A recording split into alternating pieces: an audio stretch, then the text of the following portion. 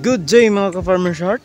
So andito na naman tayo sa panibago na naman nating vlog tungkol po sa ampalaya farming po ng ating kapatid na ampalaya expert po dito sa ating probinsya ng Leyte po. So andito po tayo ngayon sa kanyang farm kung saan makikita nyo ang lawak ng kanyang pananim na ampalaya. Yung mayabong na po, yung mga tangkay nagsasalubong na, nagsisimula ng marami pong bunga. Yan po sa mga nakikita nyo mga ka-Farmer's Heart. Sa tansya ko po, nasa 2 hektarya po itong ampalaya farming ng ating kapatid dito po. Dito po, ipapakita ko po sa inyo kung paano po sila gumawa ng bed na akong platting. Sobrang laki po ng kanilang plat po. Yan po. Ang plastic mold po na ginagamit nila is 1.2 meters at isang lane lang po. At nasa 1 metros yung 1 meters po yung pagitan ng mga puno ng ampalaya po mga Farmer's Heart. Yan po, nagsimula na pong mamulaklak at nagsimula na pong maparami ang bunga ng kanilang mga ampalaya mga Farmer's Heart. Kung saan makikita nyo, kung nasa personal kayo, sobrang lawak talaga ng ampalaya farming ng ating kapatid na farmers po. Expert po sila dito sa amin. So mga ka-Farmer's Heart, gusto ko lang i-share po sa inyo at nang makita nyo rin kung paano ba nila ginagawa itong bed ng kanilang ampalaya farming po. Sa katabi po dito, meron po ditong talong po. So sa mga nakikita nyo, yung talong nila, kung gaano kataas yung poste, ganun din po kataas yung talong nila mga ka-Farmer's Heart. Kikita nyo, ibaba ko, yung bed nila napakataas.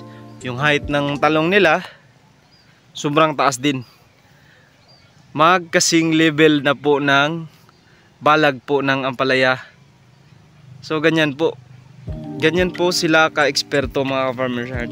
So mga nakikita nyo, ang puno ng kanilang talong is napakalaki na po. Sobrang taas ng kanilang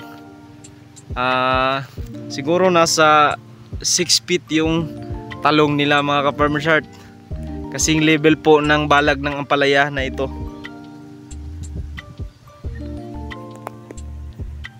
Sobrang lawak talaga. At kita nyo naman yung bed, nasa 4 meters yung sa ampalaya nila mga ka-Farmer's Heart. So ang dami nagsisimula ng mamunga ng marami. Yan po yung mga bunga nila. Yan. Sobrang ganda mga ka-Farmer's Heart. At sobrang lawak pa. Yan nakikita nyo. Yan po kalawak yung farming ng ating kapatid po mga ka-Farmer's Heart.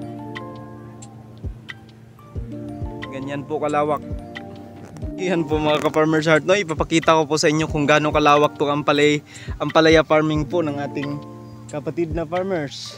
Yan po, nagsisimula dito hanggang dito, hanggang doon. Sobrang lawak po mga Farmer's Heart, hanggang doon. Yan po, papakita ko po sa inyo kung gaano kaganda mga Farmer's Heart. At meron na pong nahaharbisa na po, malapit na po itong matapos mag-harvest mga Farmer's Heart. Yan po mga Farmer's Heart. Ito may patungan po.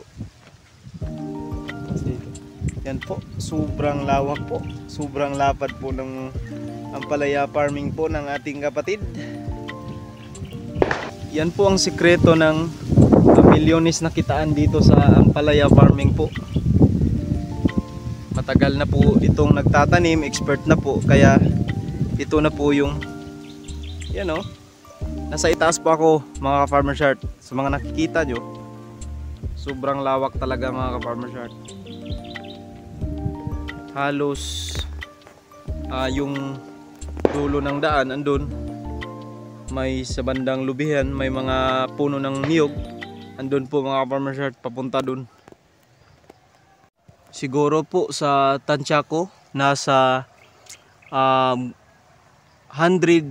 meters po yung isang single lane po ng ampalaya farming po ng ating kapatid mga ka-farmers heart. Sa sobrang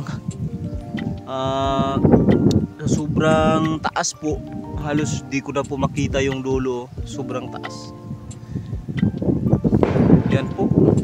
Yan po ang kahaba po yung isang single lane po ng ating kapatid po pag nagtatanim. Yan po mga ka-farmers heart. Marami na pong bunga. Sa mga nakikita nyo, marami na pong mga maliliit na bunga mga ka-farmers heart. Yan po. Sobrang ganda talaga mga ka-farmers heart. Papakita ko sa inyo kung paano ba nila ginagawa itong bed. Napakalapad, napakataas. Yan po mga ka-farmers heart.